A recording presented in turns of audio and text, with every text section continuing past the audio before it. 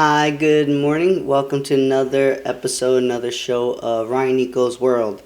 Let's get going with the quick prayer. Hail Mary, full of grace, the Lord is with thee.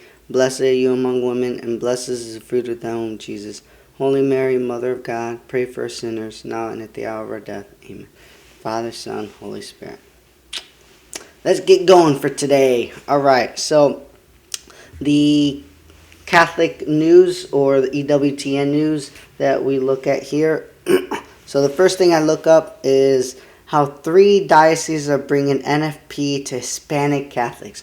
Ooh, and just let you know that I make this an intention to not look at the news or not look at these articles before I talk. So this is actually the first time me speaking and reading about or reading and speaking about this. So it's just something that I felt a little more natural, where whatever comes in my head that I feel, that I believe, I bring it up. So it's saves time on me. I don't have to prepare, but at the same time, it's something that I'm continuously learning and reading other just other studies, other just books, anything that I can get my hands on as far as reading and learning. So it's just coming from my knowledge that I have already. And again, it's keep on bringing into my head as far as more knowledge. So that's the neat thing about it. I want it as natural as possible, this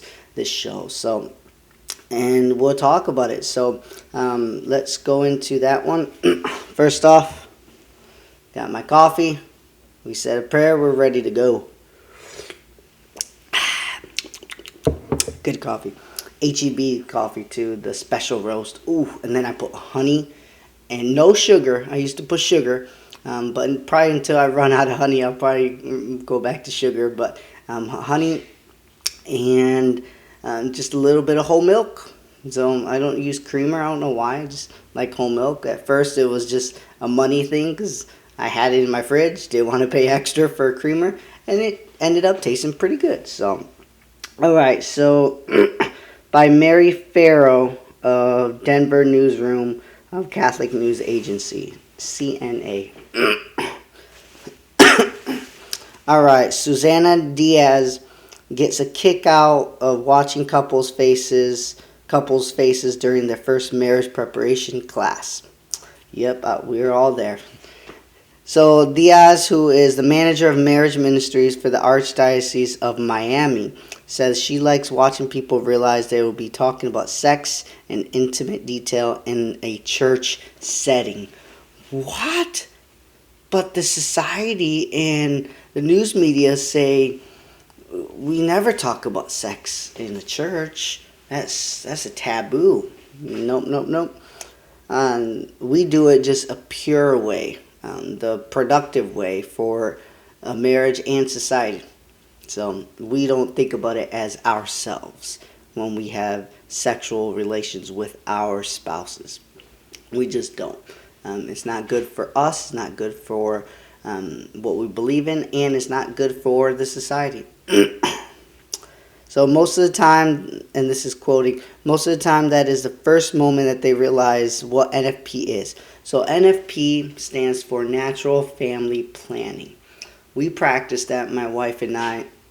Well, heck, we still practice it at an 80% level. I would like to say we can definitely do more and improve more on it. But the idea is very simple. You don't need no medical advice. You don't need no doctor visits, nothing. It's truly a partner, a spousal commitment. So you literally, the woman finds out when she is menstruating, and we discuss that from a husband's perspective and a wife's perspective. Again, I'm at fault sometimes. I don't get more I don't get closer with my wife, so that's the main point of Natural Family Plan. Is literally natural, but it has a communication side of it. That me as a husband, I have a role that I learn about my wife's body. I understand her body, how it's menstruating, how it's processing. We accept those things that a woman goes through. And then we embrace it. The times that we know that she learns about her body and say when she is fertile, when she is not. I think it's called Billings, and then there's another chart that a woman can use to find out when she is menstruating or not, and then it changes essentially. So, and actually has a medical good to it as well. I don't know too much about it, but I know doctors use I forgot what it's called, but they use it if they have, I think it's called a abnormal menstrual period. I may be wrong, but something that's not normal that a woman would go through essentially through her period. So you can identify those issues by using natural family planning by the Billings method. And then I haven't, the other one, there's another name for it, but I'll look it up in a minute. But so it has a medical goodness to it and a marital goodness to it as well. So we got on board. We're like, all right, let's do it. And again, it's not like we have to do anything difficult.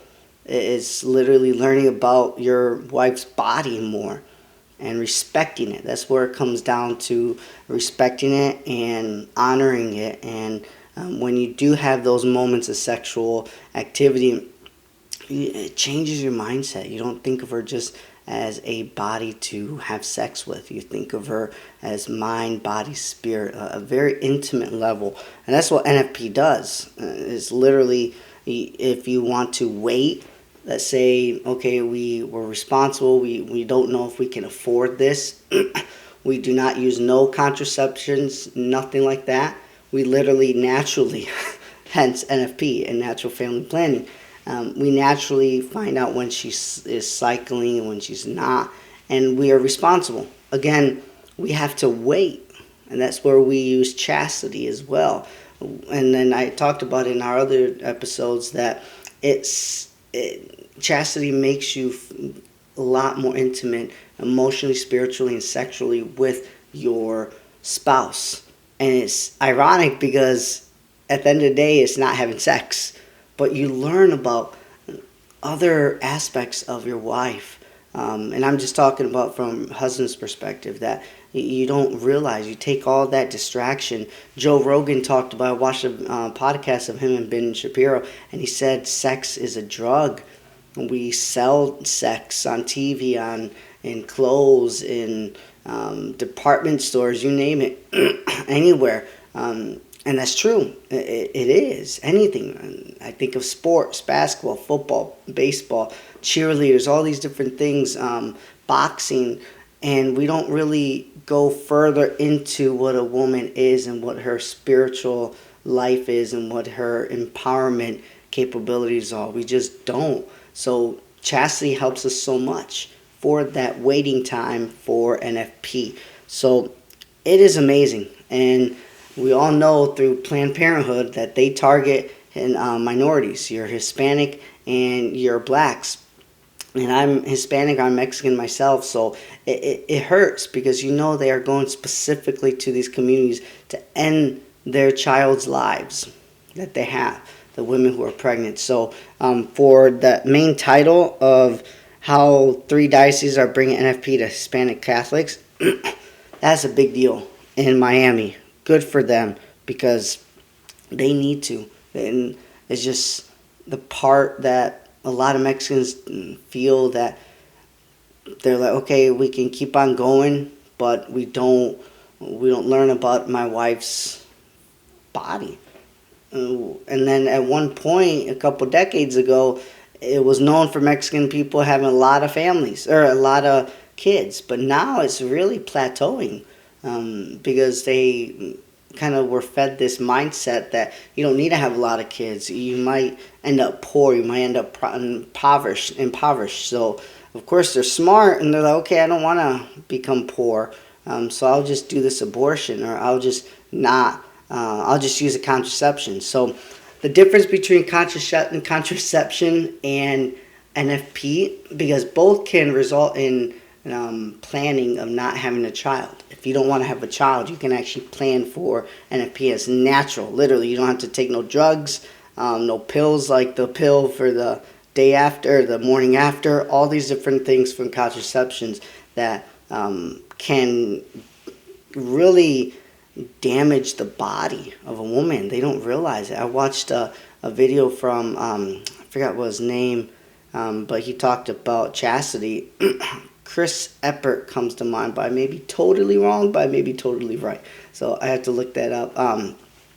But he talked about young, short guy, and he talked about how there are studies out there that, of course, is not easily read, that you go, there are contraception companies that they produce these pills, and they do practice or testing in Africa, and they are doing and this was, it was in 2012 when I was reading and watching or learning about chastity, or 2013ish, and even then, that's 7 years ago. They were testing injections of contraception, so you can literally just poke yourself with the needle, and boom, there's the medicine. So I don't know how far they went through that, but it is crazy how there are companies out there that are making billions off of these little pills. So it has a monetary or profitable standpoint perspective to it as well. So it's definitely not innocent. But at the end of the day, it's truly about your family. They don't care about your family. They care about the money side of it. So that's what's crazy about it.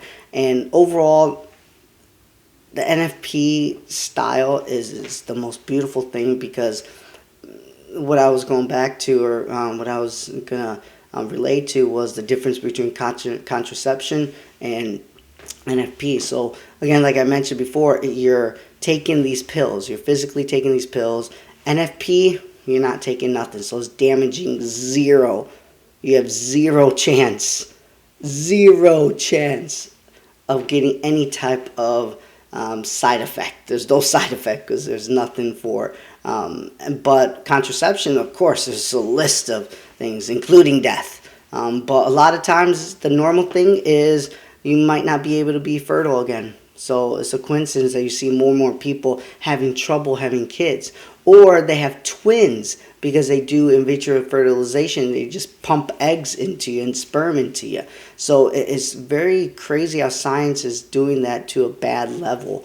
And you don't experience the sexual meaning, the beauty of sex.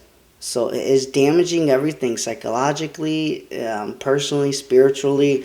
And yeah, so that's the big difference. The other big difference between the two is contraception. When you take it, and again, when you take it and you say, okay, I'm going to stop doing this. But when you have, or I'm going to not have a child. And let's say, because God works in mysterious ways, and beautifully mysterious ways, because again, contraception is not 100% effective. They legally can't say that. They would say no. It's a high chance, but you can't say it works 100% of the time. You just can't. They would never say it. And let's say God says, you know what? I'm going to make people laugh. I'm going to laugh at them and make them laugh too. I'm going to have her have a child. So she would take these contraceptions and she would have a child. There are small cases like that. Again, most of the time, no. Unfortunately, it works, the contraception pills. But there's some times where they don't. God works in wonderful ways. So when you have that possibility, what happens? Abortion.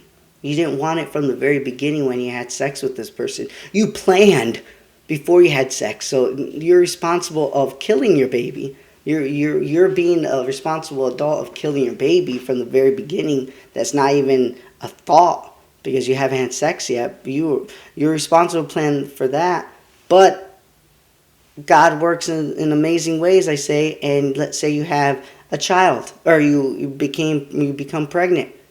The next step with that mindset, you already don't want to have a child. So all these doubts come in your head. And then what Planned Parenthood throws at you, statistics, how more single women in lower incomes. You won't be able to graduate high school, college, whatever. You might not be able to have this certain amount of income or higher. All these things that you're like, you know what?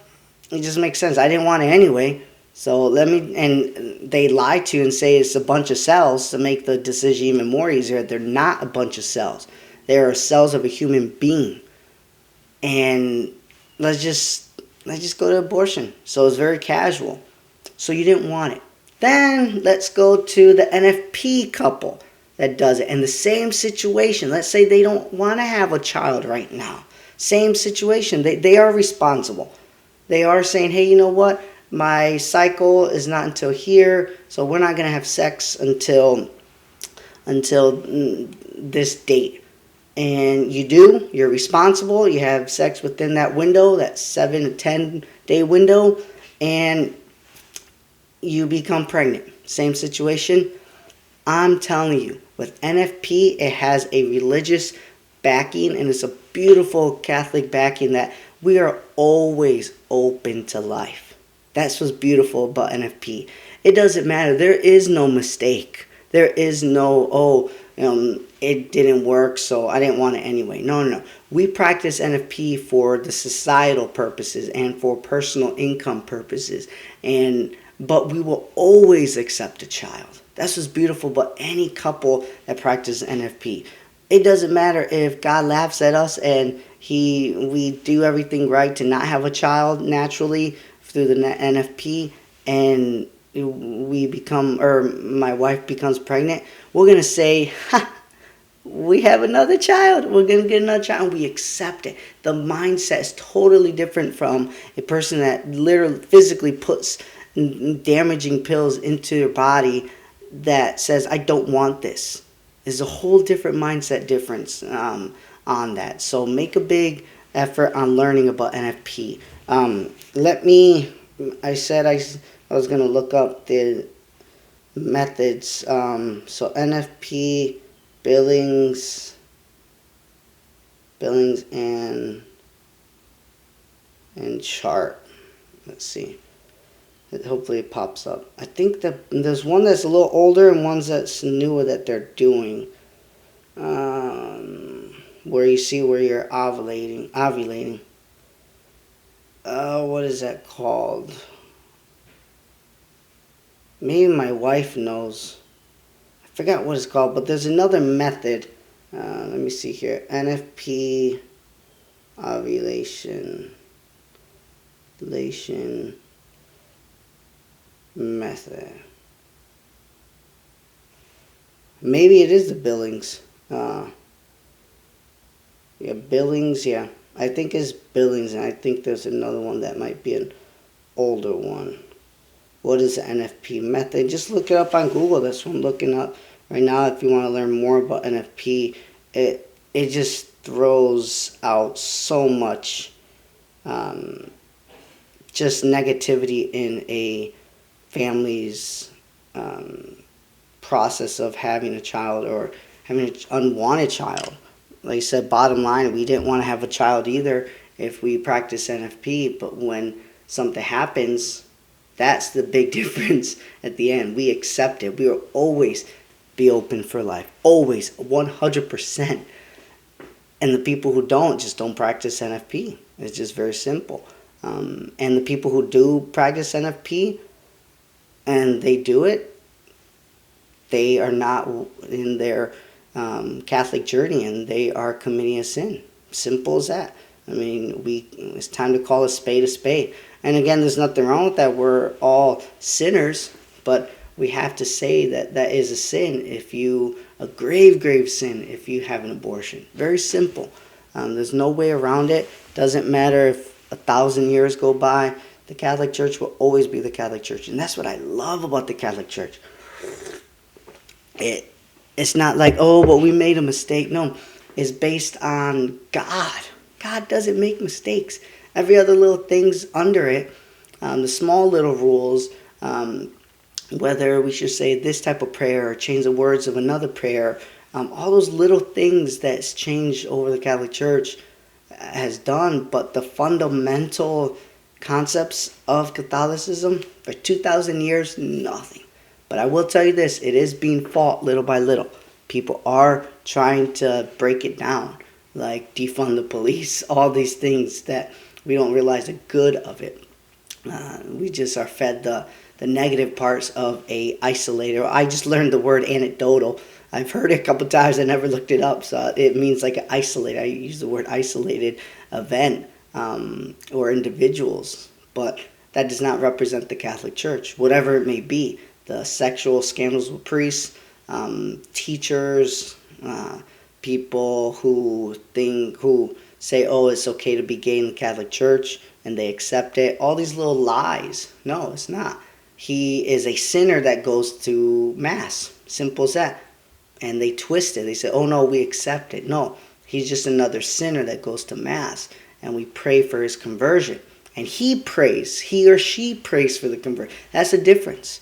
They know it. That's why they go to Mass. They have this temptation. It's kind of like saying, I have a temptation of getting angry, and I go to Mass. Well, how dare you? That means the Catholic Church accepts people who are angry. No, I pray for my conversion every day to calm down. So that's a big difference. I know I said one or two articles, but man, this was a good article to talk about. And let me just finish all of it. So we have Cubans, Venezuelans, we have a lot of Nicaraguans too, Diaz said. In some parishes in the Archdiocese, the number of Spanish masses offered outnumbers the English masses. So, and then it says, in the Archdiocese of Denver, Hispanics make up more than 50% of Catholics. Nice. But Spanish NFP resources, particularly Spanish-speaking instructors, can be difficult to find.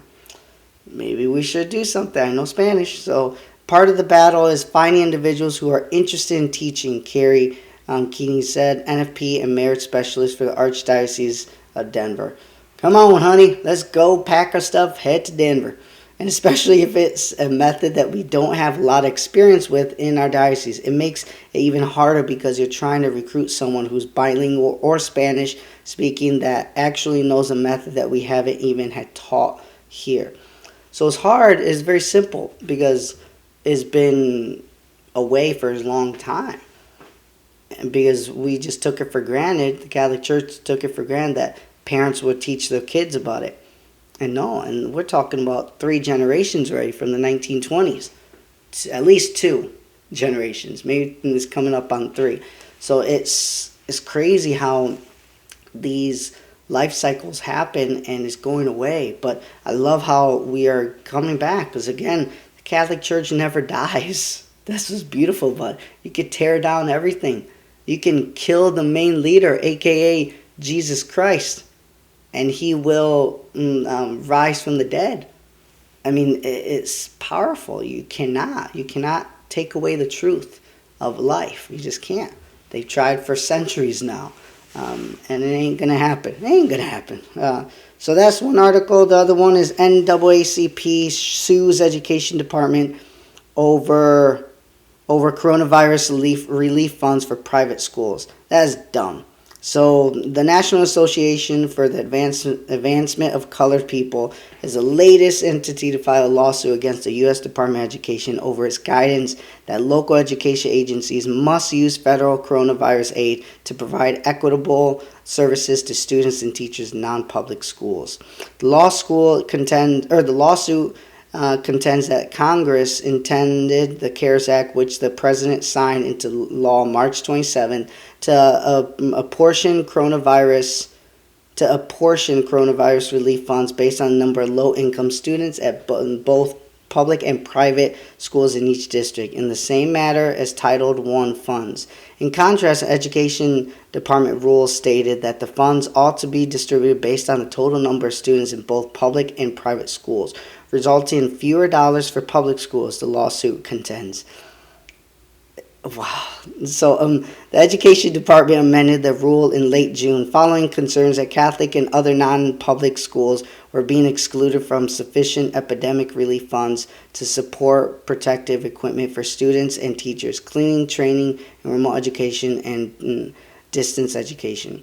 Education Secretary Betsy DeVos has defended the rule by stating it recognized that CARES Act programs are not Title I programs. There is no responsible explanation for debating the use of federal fundings to serve both and private K through 12 students when federal funding, including CARES Act funding, flows to both public and private higher education institutions, he said. While local education agencies have broad latitude about the use of the funds, it is expected that most of the funding will go to services responding to the problems of the coronavirus epidemic, including equipment to protect student and teacher health and building remote education capacity, the Department of Education said. The rule discourages the limited number of financially secure private schools from seeking these services.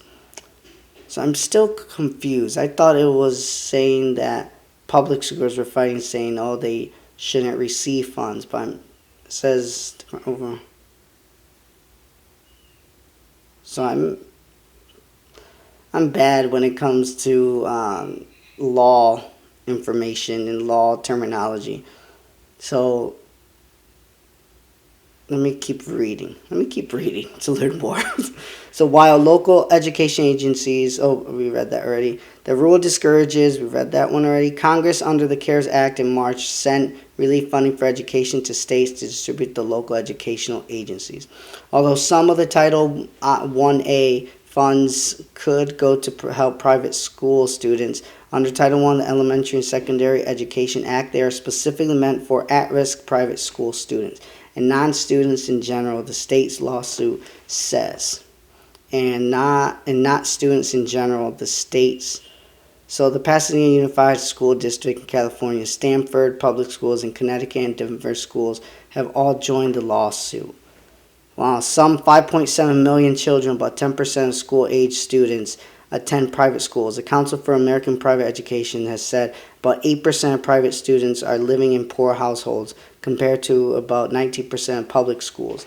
So less people who are poor go to private schools. I would consider we were the low middle class when I was younger. In early June, the Pennsylvania Catholic Conference asked the U.S. Department of Education to reverse state authorities' decision that the conference said gave insufficient coronavirus relief funds to Catholic and other private schools. Some $523 million in K through 12 federal aid went to Pennsylvania through the CARES Act. Only $19 million went to Pennsylvania's private schools, while the State Catholic Conference said $66 million was the more equitable figure. So I still don't understand, but what I understand from it is very simple.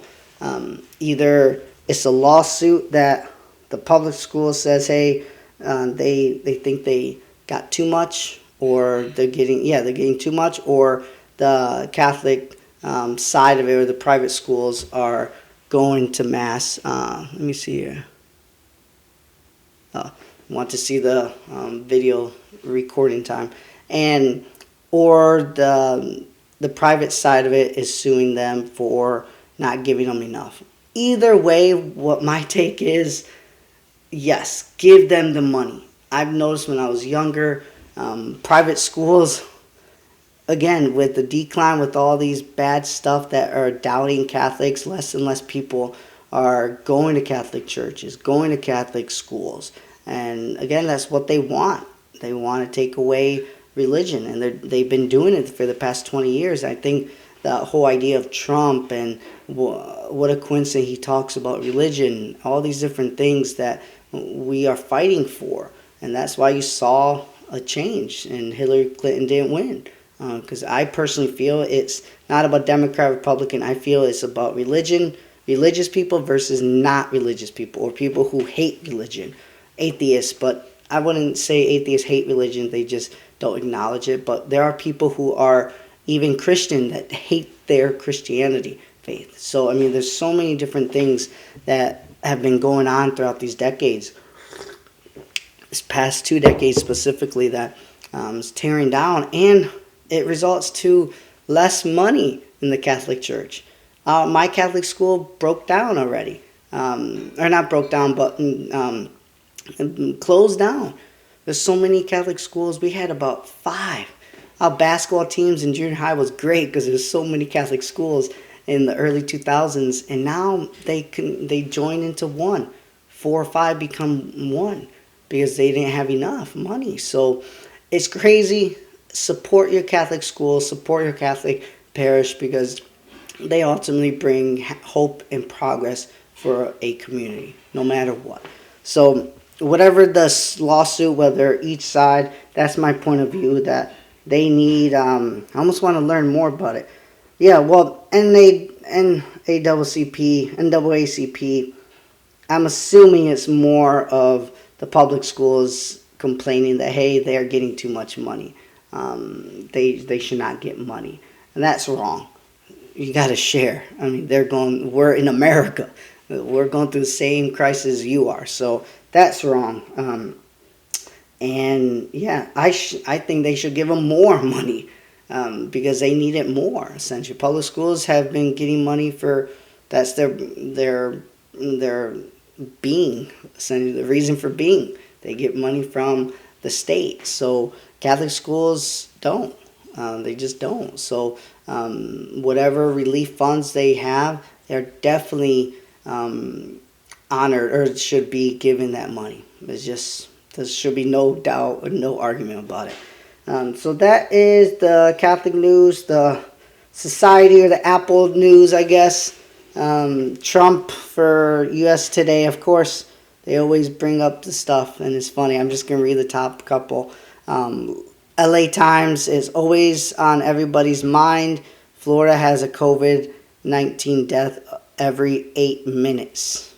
Then BuzzFeed News, California COVID-19 dream has devolved into a nightmare. What now? Then it says trending golf. It says this might be one of the most outrageous shots you ever see.